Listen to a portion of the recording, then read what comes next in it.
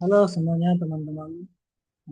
Di sini saya akan membahas mengenai keberlanjutan organisasi melalui pemeliharaan karyawan dan tantangan era 4.0. Dalam era digital yang bergerak cepat ini, organisasi menghadapi tantangan baru.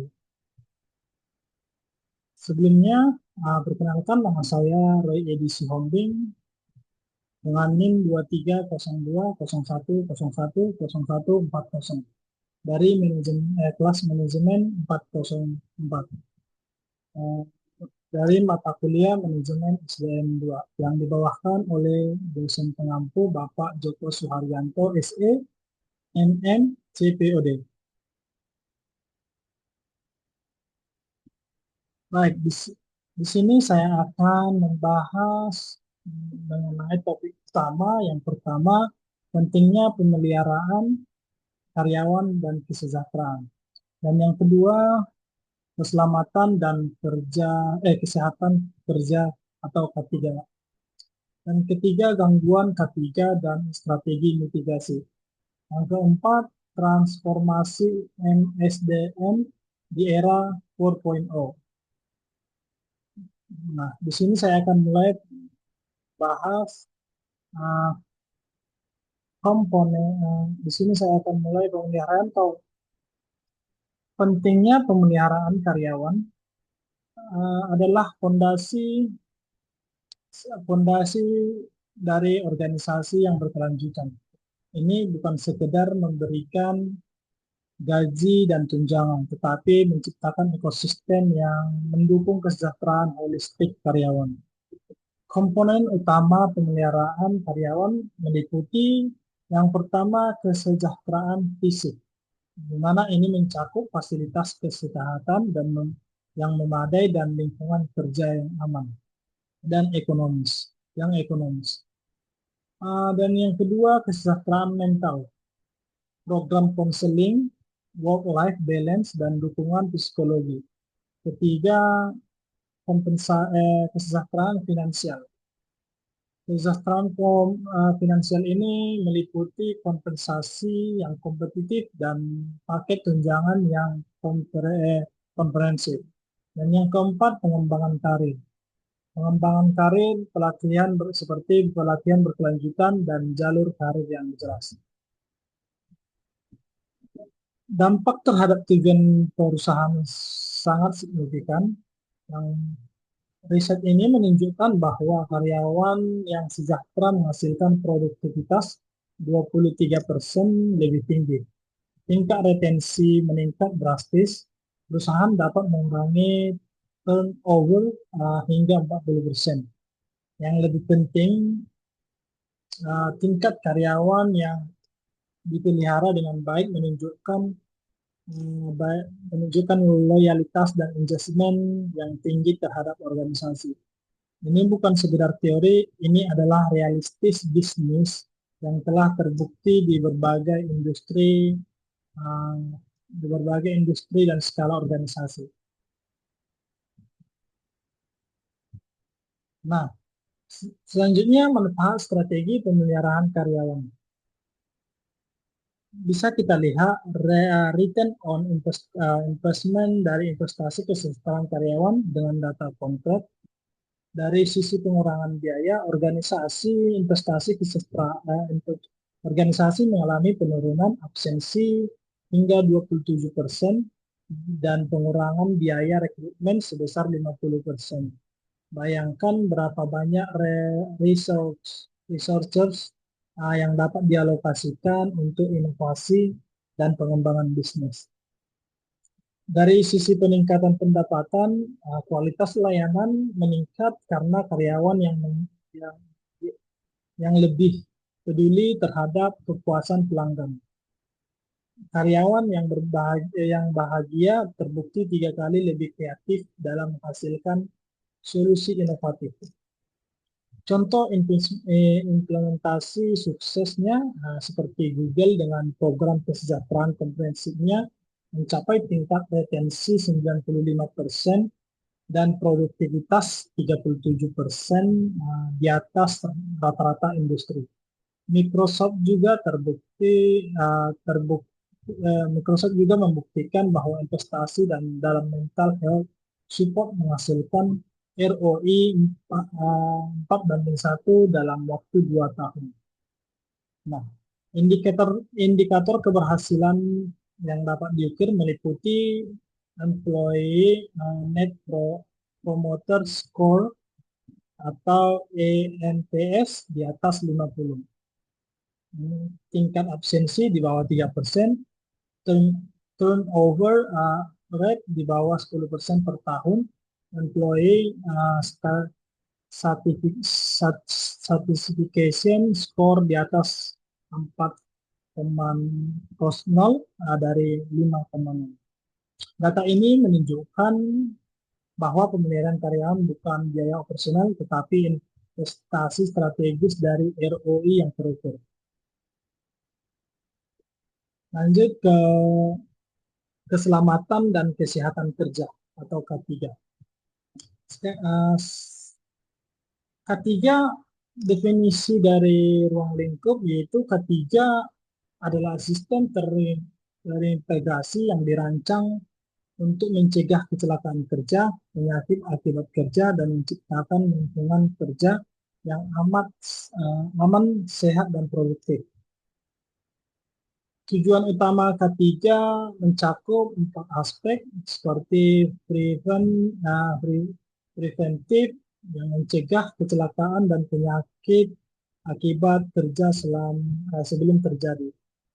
Yang kedua, protektif, melindungi karyawan dan berbagai bahaya di tempat kerja. Selanjutnya, promotif, meningkatkan kesehatan dan kesejahteraan karyawan secara proaktif. Yang terakhir, rehabilitatif, yang memastikan pemulihan yang optimal pasca kesehatan atau penyakit. Framework K3 modern. Pertama, sistem manajemen terstandarisasi seperti OHSASA 18001 atau ISO 45001. Kedua, teknologi safety 4.0 yang memanfaatkan LOT, Artificial Intelligence, dan predictive analysis. Yang ketiga, budaya keselamatan dengan visi zero incident. Yang menarik adalah bagaimana teknologi mengubah pendekatan K3 dari reaktif menjadi prediktif. Kita tidak lagi menunggu kecelakaan terjadi, tetapi dapat memprediksi dan mencegahnya sebelum terjadi. Selanjutnya, manfaat lingkungan kerja aman dan sehat. Lingkungan kerja yang aman dan sehat memiliki korelasi langsung dengan kinerja karyawan. Data menunjukkan pola yang konsisten di berbagai industri. Korelasi K3 dengan kinerja, produktivitas meningkat 20 hingga 25% dengan implementasi K3 yang baik. Error rate berkurang hingga 30% karena karyawan dapat fokus pada pekerjaan tanpa khawatir akan keselamatan. Employee adjustment meningkat 40% ketika karyawan merasa aman dan dilindungi. Lingkungan yang aman juga mendorong kreativitas karena mengurangi stres dan anxiety. Selanjutnya, studi kasus implementasi Safety 4.0. Mereka mengimplementasikan sensor load dan AI untuk prediksi risiko. Hasilnya luar biasa, pengurangan kecelakaan kerja 60%, peningkatan efisiensi operasional 15%, dan ROI implementasi teknologi mencapai 300% dalam 3 tahun. Dan selanjutnya aspek psikologi keselamatan juga penting. Psikologi safety memungkinkan karyawan merasa aman untuk mengambil risiko kalkulatif dan berinovasi. Terus trust terhadap manajemen meningkatkan ketika organisasi menunjukkan komitmen nyata terhadap keselamatan karyawan. Overall well-being meningkat karena kurangnya stres dan anxiety terkait keselamatan kerja. Ini menunjukkan bahwa ketiga bukan sekedar compliance, tetapi strategi bisnis yang menguntungkan.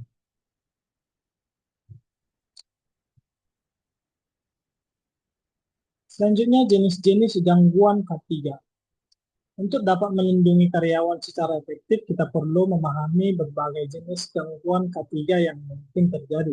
Yang pertama, bahaya fisik meliputi kebisingan berlebihan yang dapat menyebabkan gangguan pendengaran, radiasi dari peralatan elektronik, suhu ekstrim yang dapat menyebabkan heat stress atau hipotermia, hiper, hipotermia, dan getaran mekanis yang dapat menyebabkan gangguan muskuloskeletal.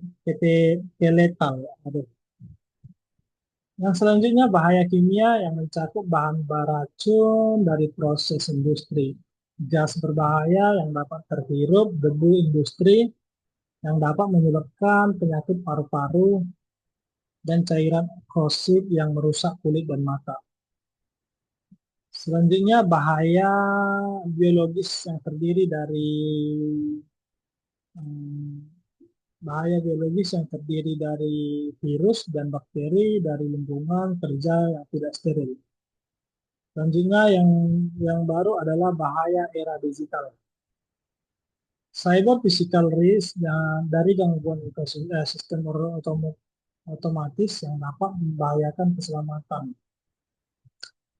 Ergonomis digital seperti repetitive strain injury dari penggunaan teknologi berlebihan. Selanjutnya mental health issues seperti techno stress dan information overload. Selanjutnya data yang dapat mengancam privasi keamanan data personal karyawan. Era 4.0 membawa tantangan baru yang memerlukan pendekatan mitigasi dan inovatif.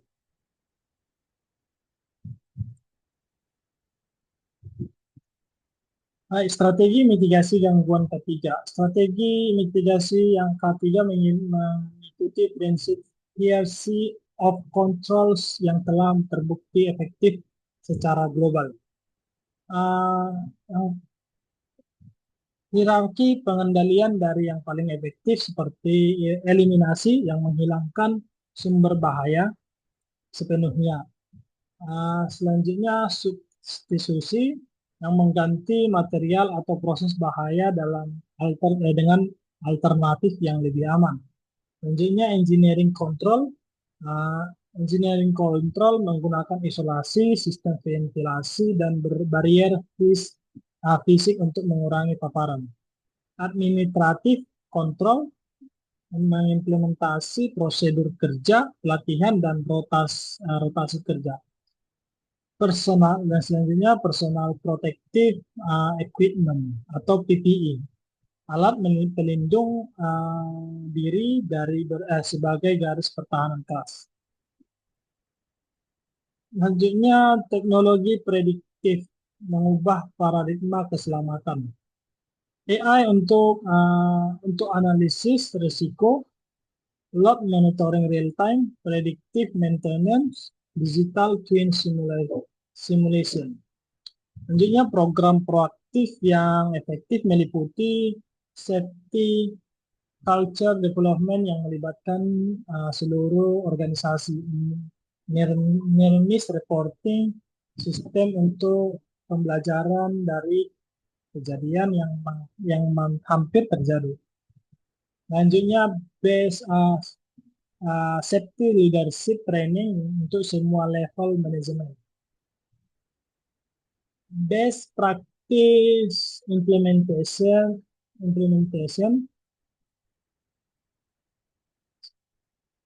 Toyota Production System atau JIDOKA, Automation with Human Touch, dan Kaizen untuk Continuous Improvement menghasilkan zero defect and near zero accident rate.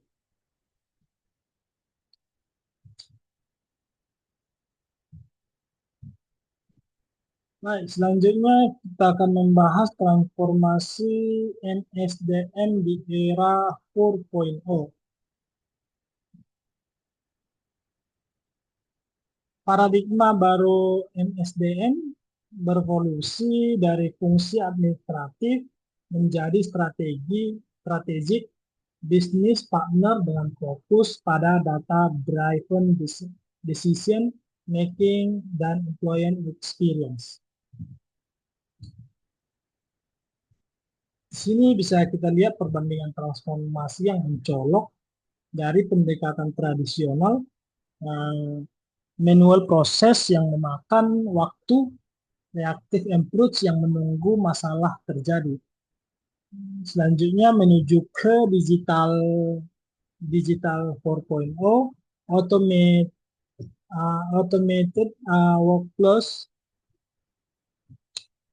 yang efisien. Selanjutnya prediktif analisis untuk antisipasi tren, integrate platform yang menghubungkan semua fungsi SR atau human research, dan data dari driver insight untuk keputusan strategi. Nah, transformasi area yang kritikal.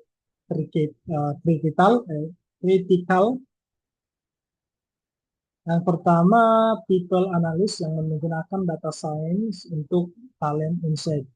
Yang kedua, digital employee experience dengan personalized journey mapping untuk setiap individu.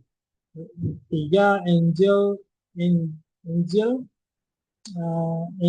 HR operation yang responsif dan adaptif.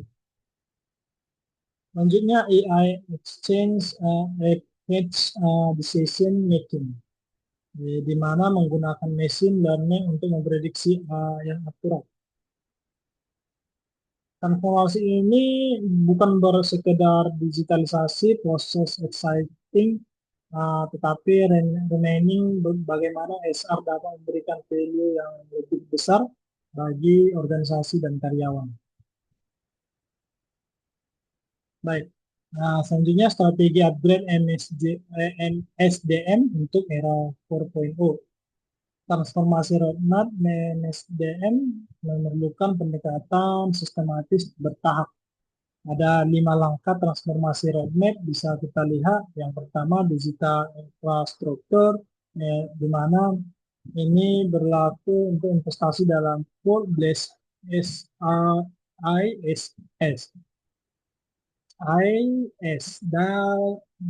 dan integrate platform dapat berkomunikasi satu sama lain. Selanjutnya, yang kedua, skill development yang mengembangkan data, literasi, dan digital competence untuk tim SR. Selanjutnya, ketiga, proses engineering, re-engineering. Ini untuk automation, proses manual, dan pengembangan self-service portal untuk karyawan. Culture change, mengubah mindset menjadi data driven dan mengadopsi agile practice. Yang terakhir, continuous innovation, dan di mana adopsi emergency teknologi secara berkelanjutan. Selanjutnya, teknologi stack yang diperlukan meliputi AI atau ML, algoritma untuk pattern recognition dan prediksi RPA atau robotic process automation untuk otomatisasi tugas repetitif. Selanjutnya, new competition yang harus dikembangkan. seperti data analis dan interpretation untuk membuat sense dari big data. Selanjutnya, critical success factor. Critical success factor seperti leadership, komitmen, dan efficient alignment, dan employee buy-in and change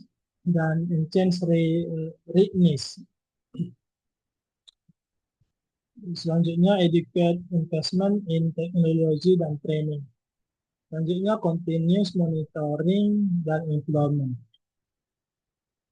Tanpa keempat faktor ini, transformasi akan sulit berhasil secara optimal. Baik, selanjutnya kita akan membahas di mana di sini ada contoh konkret implementasi MSDM di era 4.0. Bisa kita lihat seperti recruitment dan selection 4.0, di mana Unilever menggunakan AI powered video interview analysis dan game-based assessment, mengurangi waktu rekrutmen dari 4 bulan menjadi 2 minggu dengan akurasi prediksi performa 67% lebih tinggi. Selanjutnya, performance manajemen digital seperti Microsoft mengimplementasi continuous feedback secara sistem dengan real time analytics, meningkatkan employee engagement 20% dan produktivitas tim 15%. Yang ketiga, learning and development 4.0. AT&T di mana program scaling digital dengan AI personalized learning plans untuk 250.000 karyawan menghasilkan 75% peningkatan skill adoption rate. Yang keempat, employee wellness technology, di mana Johnson & Johnson will be device yang health analysis platform memberikan real-time health monitoring dan personalized wellness recommendation. Hasil pengurangan health cost 13% dan peningkatan employer certification 22%. Selanjutnya, predictive XR analysis atau analisis. Ini IBM Watson AI untuk prediksi turnover dengan akurasi 95%. Sistem dapat mengidentifikasi karyawan yang berisiko resign 6 hingga 12 per bulan sebelumnya.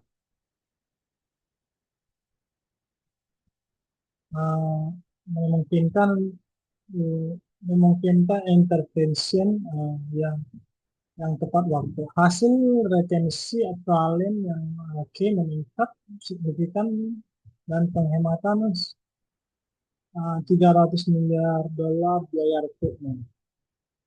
Oke, selanjutnya kita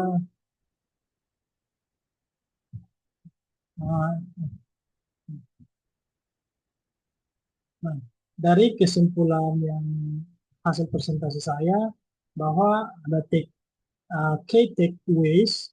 Pertama, pemeliharaan karyawan adalah investasi strategis dengan RO yang terukur. Bukan sekedar cost center. Data menunjukkan bahwa setiap dolar yang diinvestasikan dalam kesejahteraan karyawan menghasilkan return yang signifikan dalam bentuk produktivitas, retensi, dan inovasi. Yang kedua, K3 Modern mengintegrasikan teknologi 4.0 untuk memprediksi dan pencegahan, moving beyond complaints menuju strategi advantage. Yang ketiga, transformasi MSDM membutuhkan pendekatan holistik dan leadership komitmen yang sustain. Selanjutnya, keempat, sustainability, organisasi yang menunjukkan integrasi people, safety, dan teknologi dalam satu ekosistem yang saling memperkuat. Baik, itulah dari hasil presentasi saya. Referensi yang saya gunakan berasal dari berbagai sumber terpercaya, termasuk International Labour Organization. Bisa teman-teman lihat di sana, di yang saya cantumkan. Baik, terima kasih atas perhatiannya. Saya ucapkan terima kasih.